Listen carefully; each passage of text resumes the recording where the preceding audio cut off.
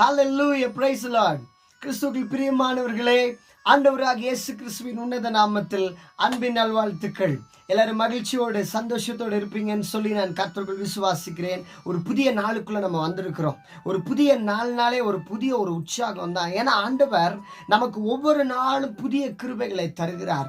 காலைதோறும் அவருடைய கிருபைகள் புதுசா இருக்குதுன்னு சொல்லி பக்தன் சொல்றார். இன்னைக்கு கூட உங்களை புது கிருபையோட தான் சந்திக்க வந்திருக்கிறார். பழைய காஃபியோட வந்தா உங்களுக்கு பிடிக்குமா? இல்லை தானே. புது காஃபியா இருக்கணும், அது ஃப்ரெஷ்ஷா இருக்கணும்.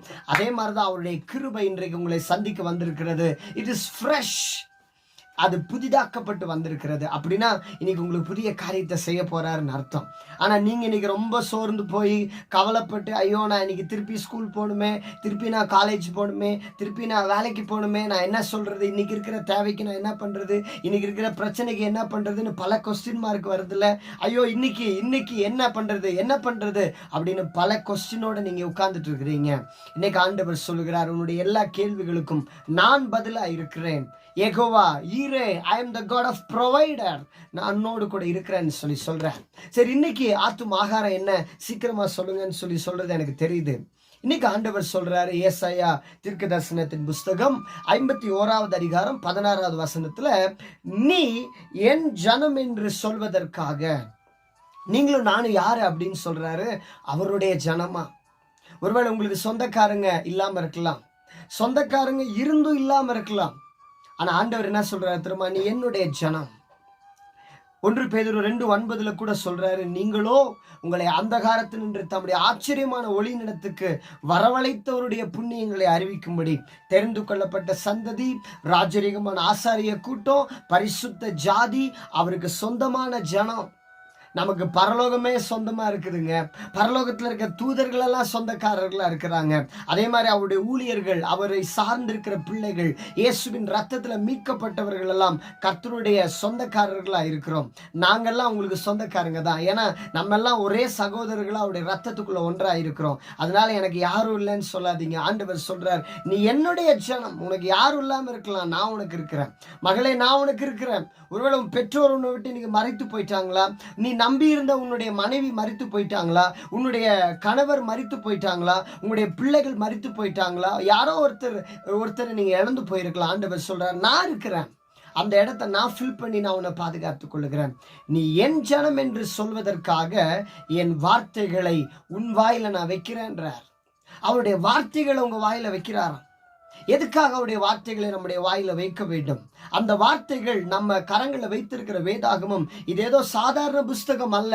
இது வல்லமை நிறைந்தது, இது ஜீவன் உள்ளது, அது இருபுறமும் கருக்குள்ள பட்டயமா இருக்கிறது, நம்மோடு கூட பேசுகிற ஒரு வார்த்தையா இருக்கிறது, நம்மை தேற்றுகிற ஒரு வார்த்தையா இருக்கிறது, உயிர்ப்பிக்கிற ஒரு வார்த்தையா இருக்கிறது, பிழைப்பூட்டுகிற ஒரு வார்த்தையா இருக்கிறது. அந்த வார்த்தையினால நாம் பிழைக்கிறோம். இன்றைக்கு அந்த வார்த்தையை நம்ம வாயில வைக்கிறேன்றார். எதற்காக அப்படின்னா, இன்னைக்கு நீங்க கூட, ஐயோ இன்னைக்கு நான் அவங்கள்ட்ட என்ன பதில் சொல்ல போறேன்னு எனக்கு தெரியல, இந்த கடன் இன்னைக்கு நான் கடைசியா செட்டில் பண்ணணும், ஆனா என்கிட்டயும் இன்னைக்கு கையில காசு வரல, இன்னைக்கு நான் இந்த காரியத்தை அவங்களுக்கு சொல்லணுமே, நான் என்ன ஆன்சர் பண்றதுன்னு எனக்கு தெரியலன்னு சொல்லி தகச்சு போய் நிக்கிறீங்களா? இன்னைக்கு ஆண்டவர் சொல்றாரு, நான் என் வார்த்தையை உன் வாயில வைக்கிறேன், நானே உன் கூட இருந்து பேசுவேன். ஹல்லேலூயா, நான் கூட இருந்து பேசுவேன், நான் உன் வாயோட இருந்து உன் கூட பேசுவேன் மோசேக்கு சொன்னார்ல, அந்த மாதிரி தான் ஆண்டவர் உங்களுக்கு சொல்றாரு, நான் உன் வாயோட இருந்து உன் கூட நான் பேசுவேன், உன் மூலமா பேசுவேன். மத்தேயுல கூட சொன்னாரு, நீங்க அங்க நிற்கும் போது என்னத்தை பேசுவோன்னு பயப்படாதீங்க, உங்களுக்குள்ள இருந்து பேசுகிறவர் உங்கள் பிதாவின் ஆவியானவர், அவரே உங்களுக்குள்ள இருந்து பேசுவார். அப்ப அவர் நம்முடைய வாயில அவருடைய வார்த்தையை வச்சு இன்னொன்னு என்ன செய்யறாராம், அவருடைய கரத்தின் நிழலினால் நம்மை மறைத்து கொள்ளுகிறார். அவருடைய கரத்தின் நிழலுக்குள்ளாக நம்மை மறைத்துக் கொள்ளுகிறார். Under his wings, under his covers. அவருடைய கரத்தின் நிழல், அவருடைய கை நம்ம கை மாதிரி குட்டி கையாவா இருக்கும். அவருக்கு வானம், அவருக்கு சிங்காசனம், இந்த பூமி அவருக்கு பாதபடி. எவ்வளோ பெரிய மகா பெரிய தேவனை நாம் ஆராதிக்கிறோம். அதே வசனத்துல சொல்லப்பட்டிருக்கிறது, நான் வானத்தை நிலைப்படுத்தி இந்த பூமியையே அஸ்திபாரப்படுத்தினாராம். ஒரு 10க்கு 10 ரூமை கட்டுறதுக்குள்ள எவ்வளவு கஷ்டப்படுறாங்கல்ல, ஆனா இந்த பூமிக்கே ஃபவுண்டேஷன் போட்டது நான் தான் பண்றார். அப்ப அவருடைய கை எவ்வளவு பெருசா இருக்கும். அவர் சொல்றாரு, அந்த கைனால நான் உன்னை மூடிக்கொள்றேன். அந்த கைக்கு மேல ஏதாவது வருமா? அந்த கைக்கு மீறி ஏதாவது அட்டாக் பண்ணுமா? இன்னைக்கு பாருங்க, வெளி தேசங்கள் எல்லாம் எந்த விதமான வெடிகுண்டு நம்மை தாக்கக்கூடாது என்பதற்காக அண்டர் கிரவுண்ட்ஸ்ல பில்டிங் கட்டி வச்சிருக்கிறாங்க. அதுக்குள்ளேயே நிறைய தேவையான சாப்பாடு, உணவுகள், தண்ணீர், எல்லா ஆக்சிஜன் என்னெல்லாம் தேவையோ அதெல்லாம் வச்சிருக்கிறாங்க. அப்ப அவங்க என்ன நம்புறாங்கன்னா, இதுல இருந்து இது எங்களை பாதுகாத்துக் கொள்ளும், அது ஒரு கையை போல மறைச்சுக்கும் அப்படின்றாங்க. அப்போ ஒரு மனிதர் கண்டுபிடிச்சாதே அப்படி இருக்குன்னா, நாம் ஆராதிக்கிற வர உண்மையுள்ள தேவன் அவர் சொல்றார், என் கைனால நான் உன்னை மறைச்சுக்கிறேன்றார். எவ்வளவு பெரிய ஒரு சந்தோஷம் பாத்தீங்களா? அவர் மறைச்சிட்டாருன்னா எதுவும் நம்மளை தொட முடியாது, எதுவும் நம்மை தீண்ட முடியாது. I have put my words in your mouth and covered you with the shadow of my hand. I who set the heavens in place, who laid the foundations of the earth, and who say to Zion, you are my people. ஆண்டவர் சொல்கிறார், மகளே you are my people, மகனே you are my people, நீ என்னுடையவன், நீ எனக்கு மட்டும்தான் சொந்தம். இன்னொரு ஒரு வெர்ஷன்ல பார்த்தீங்கன்னா, and I have put my words in your mouth and hidden you safely in my hand. நான் உன்னை என் கைக்குள்ள பத்திரமா வச்சுக்கிறேன்ற இன்னொரு வசனம் கூட சொல்லப்படுகிறது, நான் உன்னை பத்திரமாய் பார்த்து கொள்வேன், நான் உன்னை பார்த்துக்கிறேன்ப்பா அப்படின்னு சொல்றாங்களா. அந்த மாதிரி தான் ஆண்டவர் சொல்றாரு, மகளே நான் உன்னை பத்திரமா பார்த்துக்குவேன், நீ என் கையில இருக்கிற, உன் காலங்களே என் கைக்குள்ளதான் இருக்குது, என்னுடைய அனுமதி இல்லாமல் உன் தலையில் இருக்கிற ஒரு முடி கூட கீழே விழுகாது. இதுக்கு மேலே ஆண்டவர் உங்களுக்கு என்ன அஷூரன்ஸ் கொடுக்கணும்?